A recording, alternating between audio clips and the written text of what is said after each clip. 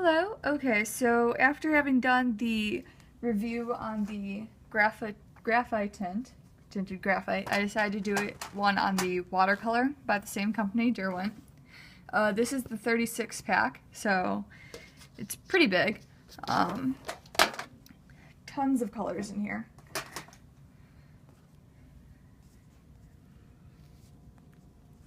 And it's pretty easy to use. These are a little bit softer than the graphite tint. It's not in the original order. I've had this thing for so long that it's definitely no longer in the original order of pencils. But that's okay. Okay, so I'm going to use the same piece of paper as I've been using for my demonstrations. I'm just going to go over a few colors on this. So let's see, let's go with some green.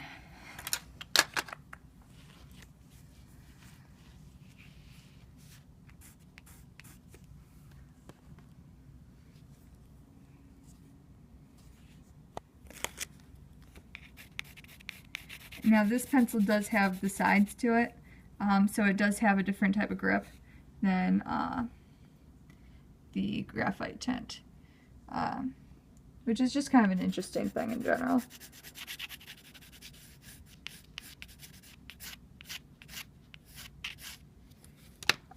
And then when you go over it in the watercolor, or not the watercolor, but the water.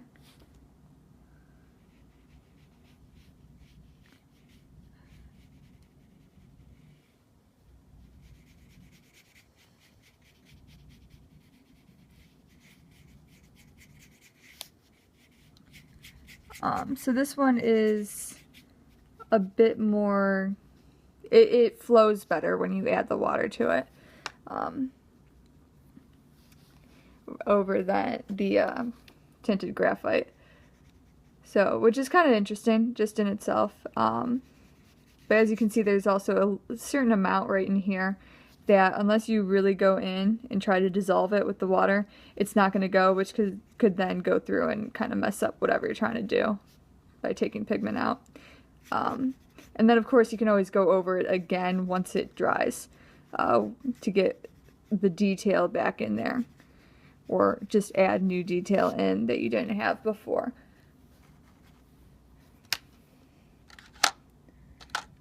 But this set definitely has a lot brighter colors available in it. But I mean, that's because it's a watercolor set and not a tinted graphite set. So this one has a better range overall, I'd say. I don't know why it's getting so dark. There we go.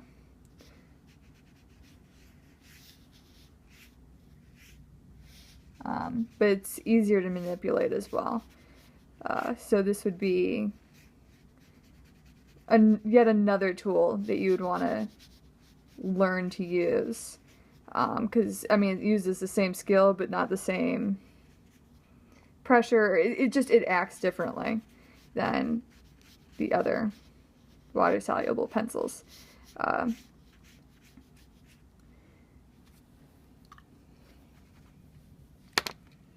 Let's see, even like some of the darker colors, like the black, it doesn't always get to be that dark.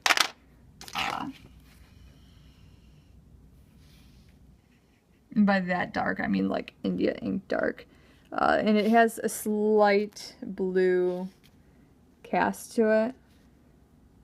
Let's see if we can, there we go.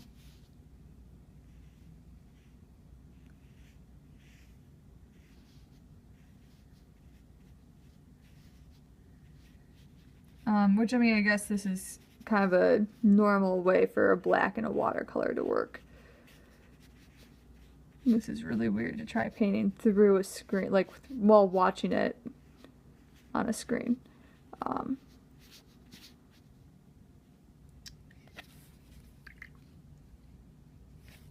Let's see, let's try to get some other colors in here as well. Got some time. Yeah, this orange looks almost electric. Like it's really bright. Let's see if I can get this to focus properly to show you the proper color. Just dimming it there. That's a little bit better, but it's almost neon looking.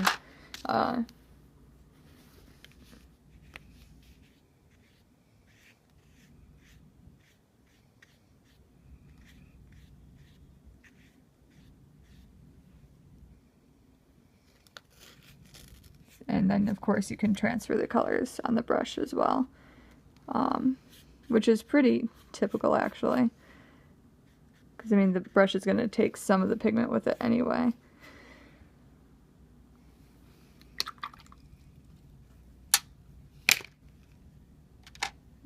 Let's see, we'll grab a blue.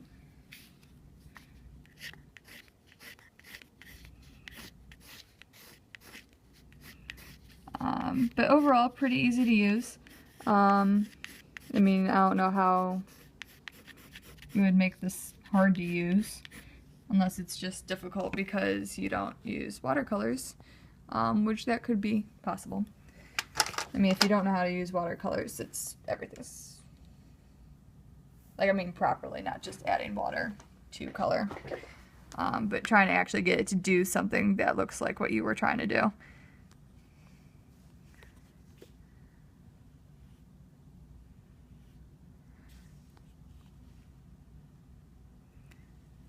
But you can create a lot of depth with this as well, which is really nice, because you just layer it in, like right along in this line right here. I put in more pencil, or more pigment, I guess, and then when you allow it to bleed out, you can always drag through, and or the tip of the brush through, to remove a little bit, and then bring a little bit more out here.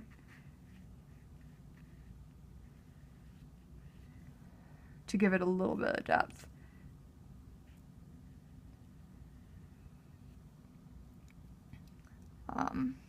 And I mean, if you're going to add water to this at all, I would suggest adding water to at least all parts. Or if you want super detail, go in after you've laid down this initial color. And then put that through. Part of the reason why I say put a little bit of water on there is just because otherwise it's going to look really grainy when everything else is kind of got that smooth, wow, okay, but it's going to look kind of grainy, whereas everything else is kind of smoothed out with the water. So for instance, let's choose this color because it's got a bit of contrast to it.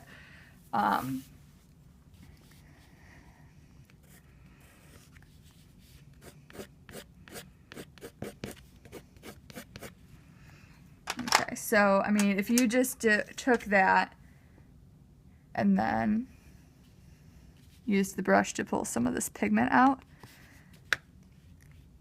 I mean, it could just give an effect like that you would want. But it looks like there's a definite rift here. Like a definite difference, like this is part of this and this is part of this. So if you wanted to do something where it kind of flowed better and it wasn't like, oh, this is totally different treatment than this, which I mean, you could always use either as a technique, depending on what you're trying to do. But I would just go over lightly with your brush and just introduce a little bit of water. And this is hard because my stand for the phone keeps getting in the way.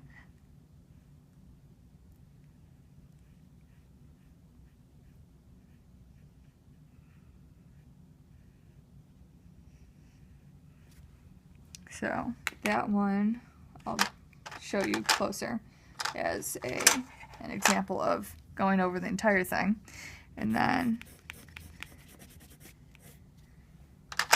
this one is just going over part.